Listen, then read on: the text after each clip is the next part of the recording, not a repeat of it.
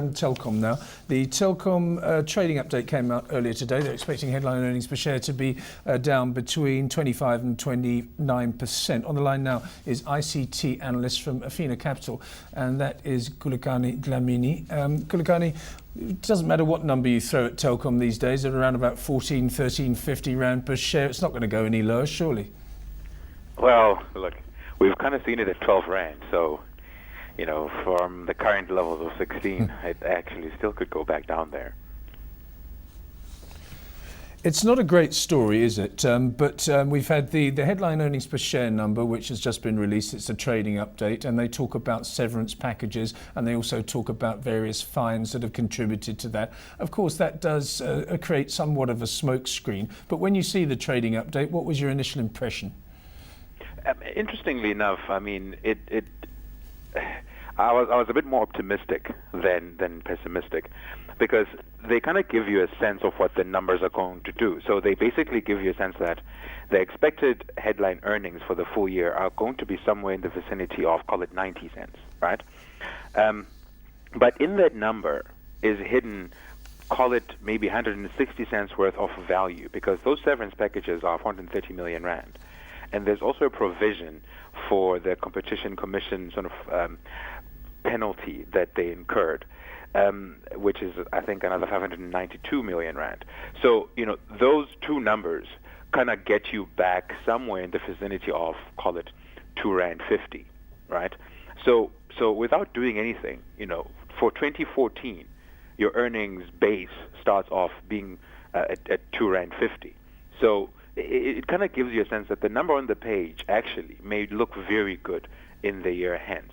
The third part is the fact that because they are impairing the assets, it means depreciation is also going to be lower. So it tells you that maybe there's another rand of earnings. It's not a cash earnings, it's just earnings that you're going to see on the page being enhanced by another rand. So you're looking at maybe another 3 rand 50 in aggregate. So these numbers kind of indicate that the number that you can see on the page can be somewhere in the vicinity of between 3 to 4 rand a year hence. And in that 3 to 4 rand, there is also the loss from ETA. So if you remove the loss from ETA, the numbers keep looking better and better. Now, at 16 rand, you kind of realize that maybe you're paying a PE of 4 on that number. And once again, a PE of 4 kind of looks good. So just without doing anything, your earnings, because of what they're telling you now, actually look like they, technically would look like they're recovering a year hence.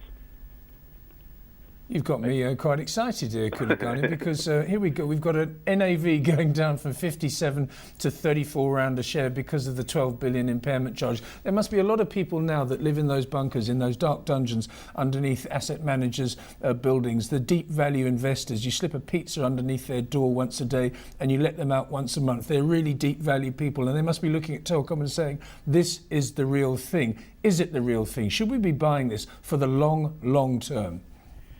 If what they're saying is true, meaning the fact that the assets that they're impairing have become, for lack of a better word, technologically obsolete, or alternatively, they are unable to generate a viable commercial return, and whatever traffic that was on them now actually will be transferred to this newfangled, beautiful, fancy, racy next generation network that they've been building for the balance of the last, 5-6 years.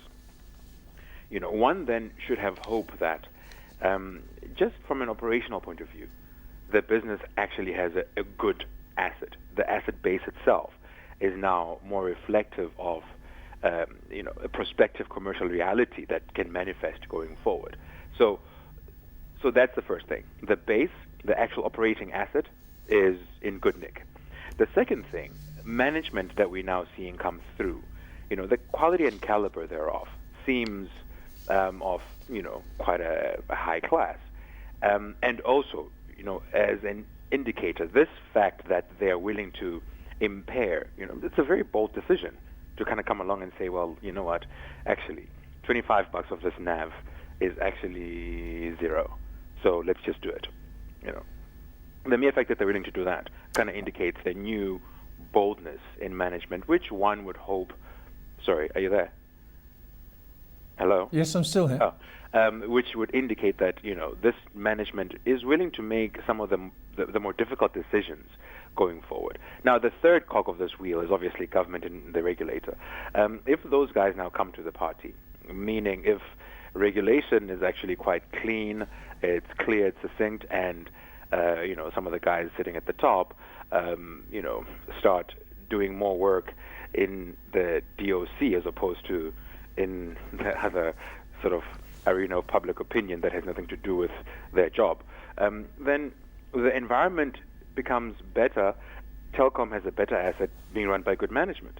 Now, I think the prospects then become better. I think the way we will look at the business will be significantly better than what we've done to date.